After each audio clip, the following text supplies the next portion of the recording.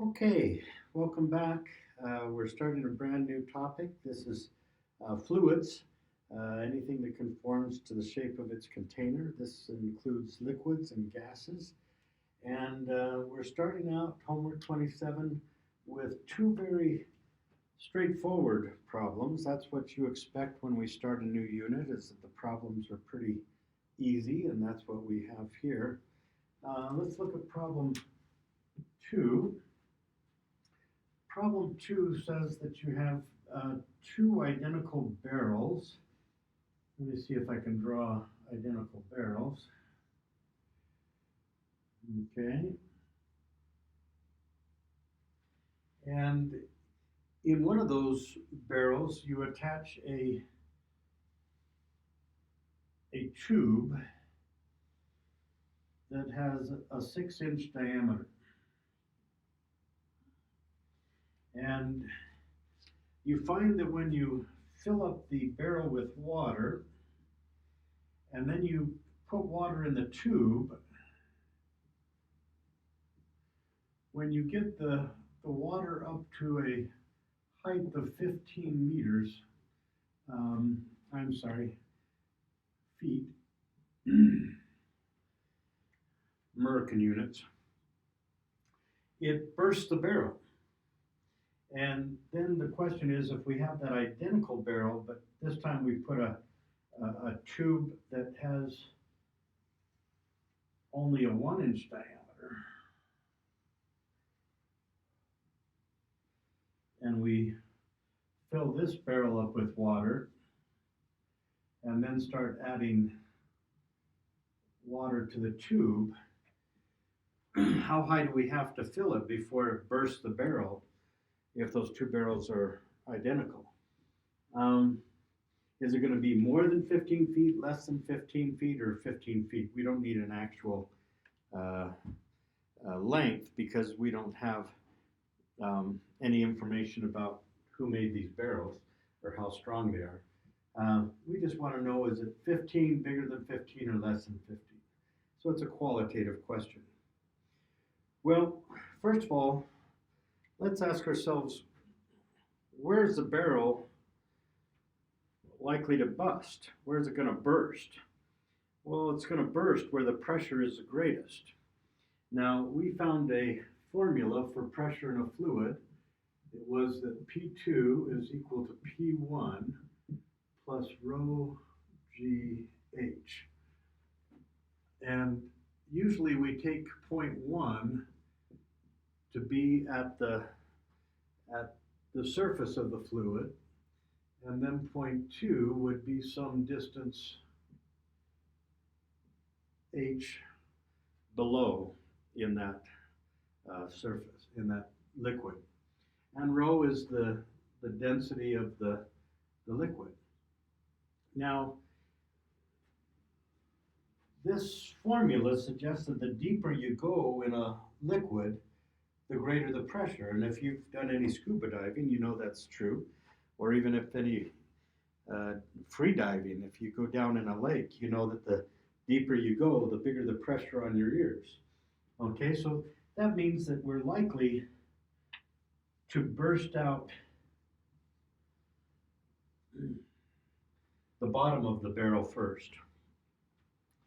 Now, the important thing about this equation is that nowhere in that equation is there anything about surface area or volume or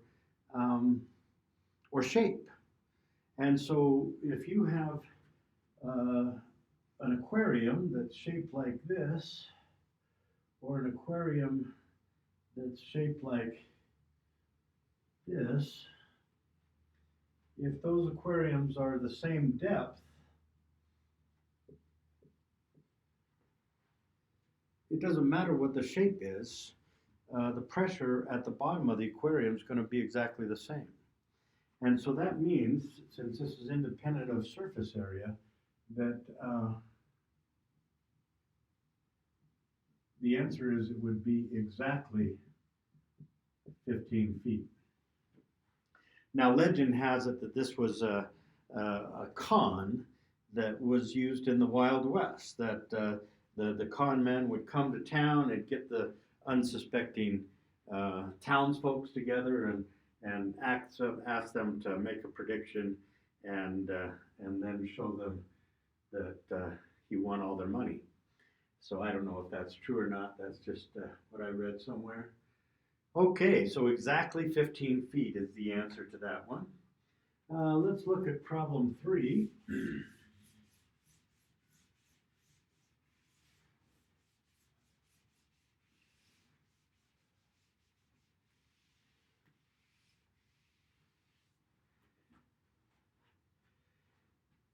We found in class that in water you have to go about 10 meters to go from 1 atmosphere to 2 atmospheres. And an atmosphere was related to the Pascal of 101,325 pascals. And a Pascal is just a Newton for each meter squared. So you see that a Pascal is not a very big unit. A Newton's only a fifth of a pound, and a meter by a meter is a pretty large area to spread that out over. In America, that's 14 pounds per square inch. So every square inch rather, has 14 pounds of force on it due to this sea of air that we live in. Now,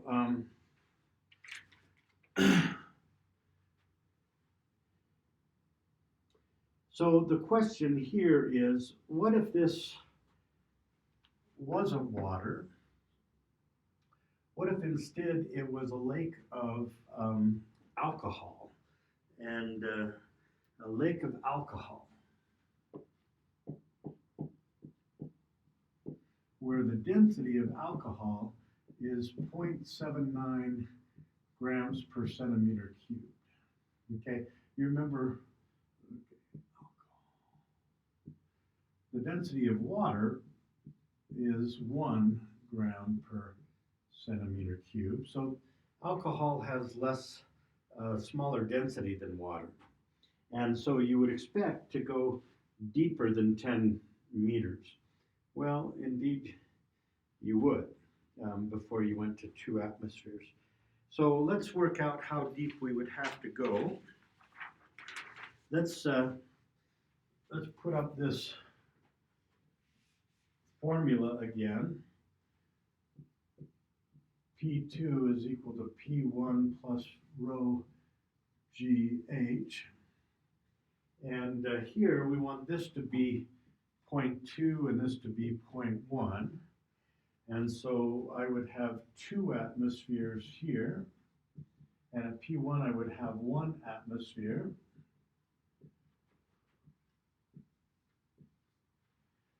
Now if I subtract off 1 atmosphere from both sides, I get 1 atmosphere is equal to rho GH. Now we're trying to solve for H. How deep would you have to go here? And so that's going to be 1 atmosphere divided by rho G. Well, 1 atmosphere is 101,325 newtons for each meter squared. The density, grams per centimeter cubed, is not going to fly well with units of newtons and meters squared. And so we're going to have to rewrite this as 790 kilograms per meter cubed. And so we'll put that in here as 790 kilograms per meter cubed. And G is just going to be 9.8. We normally call it 10, but we're trying to get a pretty accurate answer here. And this would be newtons per kilogram. So you see that the kilograms cancel, the newtons cancel, and let's see, I've got per meter squared, and so that means this is going to cancel with 2 of those, and our answer finally is going to be in meters, and it's going to be 13.1 meters. So we're going to have to go down 13.1 meters in alcohol, which is deeper than you would have to go in water. And I believe 10 meters, I may have misspoken, is for salt water. It's 10.3 meters for fresh water. Okay, about 10 is what we're talking about. Okay, my friends, that gets us through 2 of the problems. Let's look at the third problem, which is problem 4.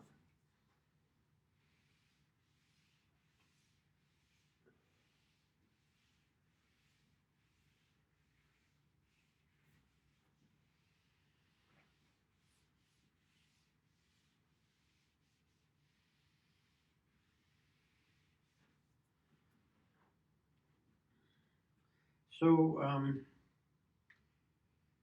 problem 4 talks about pumping up water with a vacuum. Now, if I think of pumping up water from a well, okay, so if there's the ground and we dig a hole, a deep well, and we get down to the water table,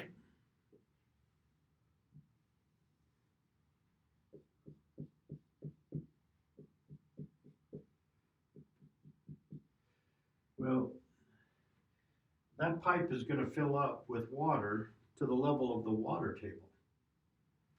Now, if I look at the atmospheric pressure, that pressure is pushing down, if that's an open pipe, with 1 atmosphere. Well, it turns out that that 1 atmosphere is also being applied to the water table. Okay? Now, if I were to attach a pump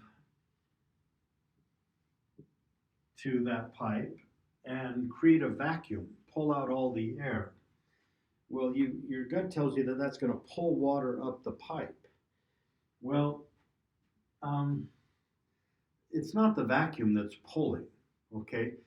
The vacuum is just taking away the air that used to be pushing down on this water in the pipe. And once I remove that downward push, once I create a vacuum in here, a pressure of 0, now the atmospheric pressure is going to push on the rest of the water, but not this water. And that's going to push water up the pipe until I have enough water to make the pressure right here due to the water. This is going to be pressure equals 0 in a perfect vacuum. And then due to this water, I'm going to have 1 atmosphere. And we said that that takes about 10 meters at sea level of water.